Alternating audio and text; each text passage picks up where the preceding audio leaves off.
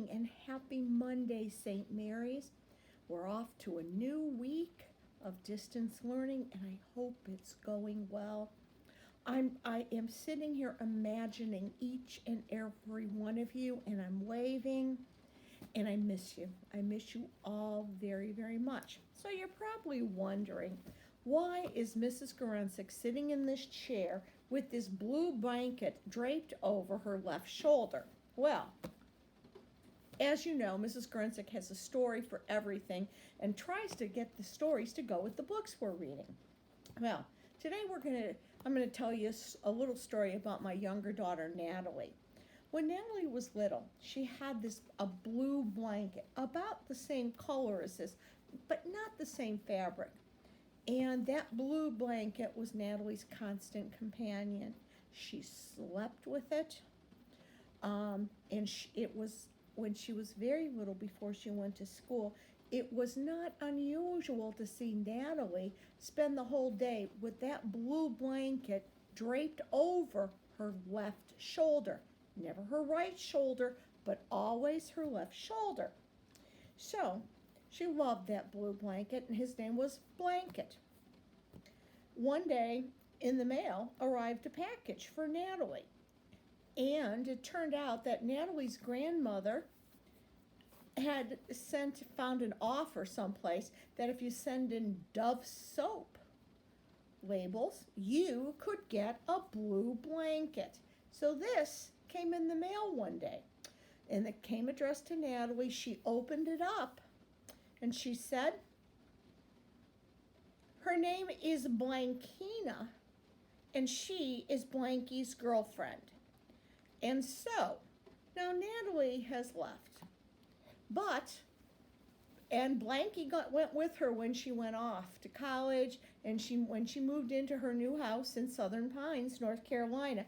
But Blankina stayed with it.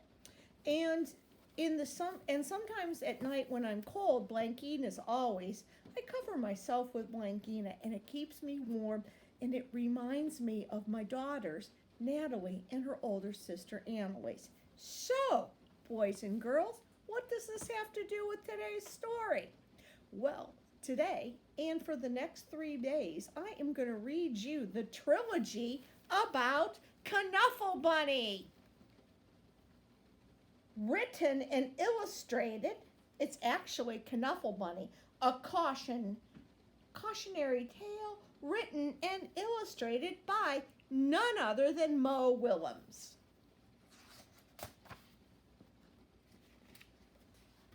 Knuffle Bunny. Not so long ago, and before she could even speak words, Trixie went on an errand with her daddy.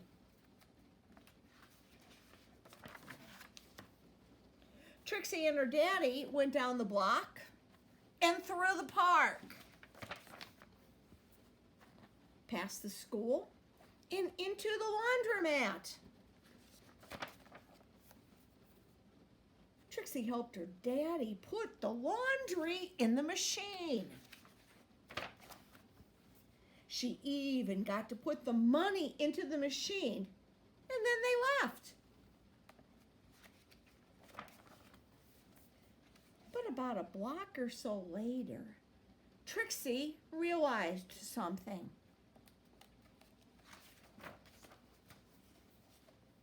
Trixie turned to her daddy and said, "Oggle floggle kablobble." "That's right," replied Daddy. "We're going home." "Oggle floggle kablobble," said Trixie again. "Bloggle plobble, wumpy flumpy, snurp." "Now, please don't get fussy," said her daddy. Well, she had no choice. Trixie bawled. "Wah!" She went boneless. She did everything she could to show how unhappy she was, and by the time they got home, her daddy was unhappy too. As soon as Trixie's mommy opened the door, she said, "Where's Knuffle, Bunny?"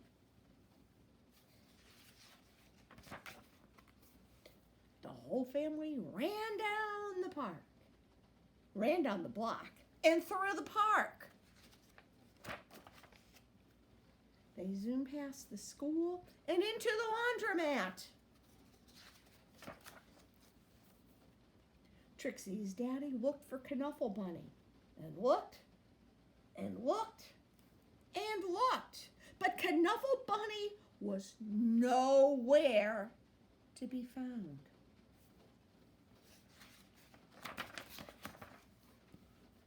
So Trixie's daddy decided to look harder until Knuffle Bunny! And those were the first words Trixie ever said. So, boys and girls, you know about Natalie's special something blankie. What's your special something? Is it a blanket? Is it a stuffed animal? What is that special something that helps you go to sleep at night? Or when you're scared, that you run to and you clutch tightly? Pencil and paper time. Grab your crayon box while you're at it. I want you to draw me a picture of that special something.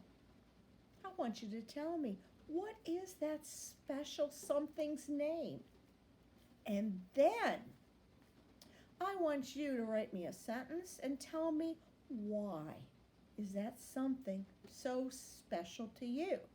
So I want you to do that, but have it ready, and I want you to bring it with you to story time tomorrow, because we're going to do a little bit more. And you know what? When you have story time tomorrow, I want you to bring your special something with you.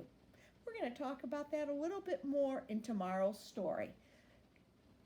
Have a great day, and if it's raining where you're at, don't get wet. And I miss you, and I look forward to reading to you again tomorrow. Bye-bye.